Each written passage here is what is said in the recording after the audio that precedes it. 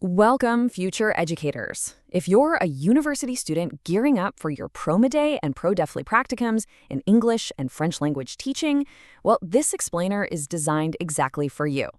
Today, we're going to unpack the fundamental tools you literally have to initiate your very own research in the second language classroom. We're moving way beyond just standing up and teaching a lesson.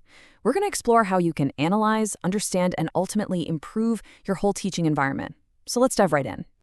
Okay, let's take a quick look at our roadmap for today. We've got 6 steps. 1. The value of context. 2. Defining qualitative research. 3. Exploring the black box. 4. Method, design, and techniques. 5. Classroom instruments. And finally, 6. The evolution towards mixed methods. Section 1. The value of context, and moving beyond just the numbers. Now, you might be wondering, why do we even need qualitative research in the first place? Well, we first have to look at a pretty fundamental problem in global education policy. See, for decades, evaluators heavily prioritized quantitative data. They looked at test scores, attendance rates, demographic statistics, all trying to answer one primary question: what works?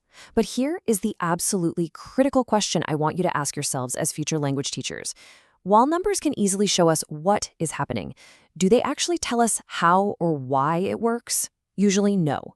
Without qualitative data to contextualize those findings, the everyday messy human realities of your classroom remain totally obscured. And this brilliantly illustrates the difference in those paradigms. Historically, the quantitative approach, which is rooted in psychology, has been absolutely phenomenal at measuring outcomes and proving what works on a macro scale. But the qualitative approach, that's rooted deeply in sociology and anthropology. Its real superpower is contextualization. It answers the how and why. And what's really fascinating here is that modern educational research is actually undergoing a massive shift right now, slowly adopting these qualitative social science methods to truly understand the complex reality of student learning. Section 2. Defining qualitative research as an inductive approach. All right, let's move from the high-level theory down to the practice. Qualitative inquiry isn't just one single tool you pull out of a box. It's a really rich, diverse family of traditions. So depending on what you want to discover in your Pro-Met or Pro-Defly practicums, you might use ethnography to study your classroom culture, or maybe phenomenology to understand a specific student's lived experience of speaking a new language. You could even use case studies to deeply analyze a single learner's progress over the whole semester. The point is, you have a vast toolkit at your disposal. But what actually unites all these different traditions? Well, it's their inductive nature. Unlike quantitative researchers who often start with a super rigid hypothesis that they're trying to prove, qualitative researchers build theory from the ground up. You don't start your practicum forcing preconceived facts onto your English or French classroom. Instead, you construct meaning directly from the lived experiences, the needs, and the perspectives of your stakeholders, your students, your fellow teachers, the community. You're capturing reality exactly as it unfolds in front of you. Section 3. Exploring the black box that is the second language classroom. Now, what's really interesting about this is a metaphor from linguist Leo Van Leer. He describes the language classroom as a black box. And honestly, if you've ever stood in front of 30 energetic teenagers, you know exactly what he means, right? It is an incredibly complex, kind of chaotic source of data. You've got different personalities, shifting social dynamics, varying motivation levels, different historical backgrounds, all just colliding in one room. So, as a teacher-researcher, you're essentially a detective. Your job is to step inside that difficult environment, pry open the black box, and systematically investigate what's actually happening in there. In the academic literature, the goal of this specific kind of investigation is often called action research. Basically, this means you are transforming your daily, everyday teaching activity right into the center of your attention. You aren't just delivering a lesson plan and crossing your fingers, hoping for the best. You are actively observing the results of that lesson to figure out what can be improved, adapted, or just completely thrown out to achieve better outcomes for your students. You are simultaneously the teacher and the investigator. Section 4. Method, design, and techniques for structuring your practicum research. Let's move to the next phase and see how this builds. How do you actually organize this investigation? Well, it builds a very specific logical chain across 3 concepts. Step 1 is the method. This refers to your entire research process. It's the how of your study. and it's determined entirely by what you want to investigate. Step 2 is the design. Derived from your method, this establishes your concrete procedure. It bridges your method and your actual data collection based on your unique context. And finally, step 3 represents your techniques. These are the specific, concrete instruments you'll literally pick up to gather the data. But hold on, before you pick up a single instrument, you absolutely need a plan. The literature provides a pretty crucial checklist, 9 foundational questions you have to answer before initiating any study on individual variables, like student attitudes or motivation.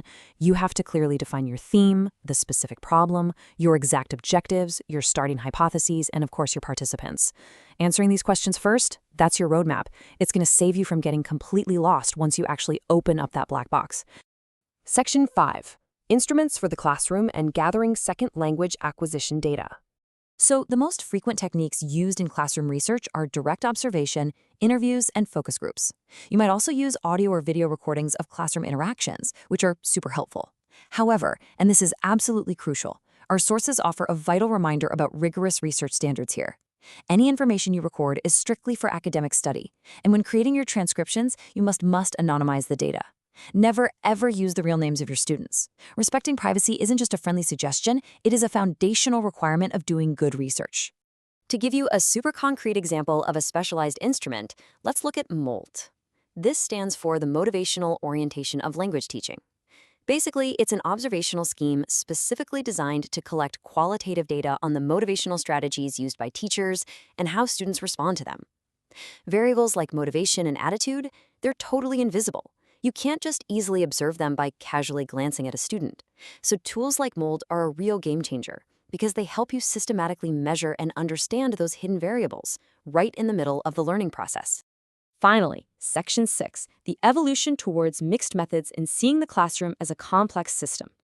And this brings us to exactly where the future of language teaching research is heading. Modern research has evolved so dramatically because it no longer views the classroom as this static, predictable environment. Instead, as the literature points out, language learning is a complex, dynamic, and totally non-linear phenomenon. It behaves exactly like a natural ecosystem, highly adaptable and constantly shifting. Because of this reality, relying on just one single metric or instrument makes it pretty much impossible to capture all the intricate connections between all the different moving parts of your classroom. So, the crucial point here is this. Qualitative and quantitative methods, they are for sure not enemies. In fact, the whole future of research lies in something called methodological triangulation. That's really just a fancy way of saying we need to combine the qualitative and quantitative paradigms. Using observational charts right alongside statistical questionnaires gives you a much wider prism to look through. It yields the highest scientific rigor and allows you to reflect deeply from multiple perspectives, which ultimately empowers you as both a teacher and an investigator. And that just about wraps up our explainer. You now have the foundational knowledge of exactly how qualitative research contextualizes data, why it's so vital for education, and how to structure it from the ground up. So my question to you as you step into your English and French teaching practicums is this. How are you going to illuminate the black box of your own future classroom? What specific tools will you use to understand the dynamic ecosystem of your students? I am absolutely thrilled for you, and I can't wait to see the incredible research you're going to conduct. Good luck out there.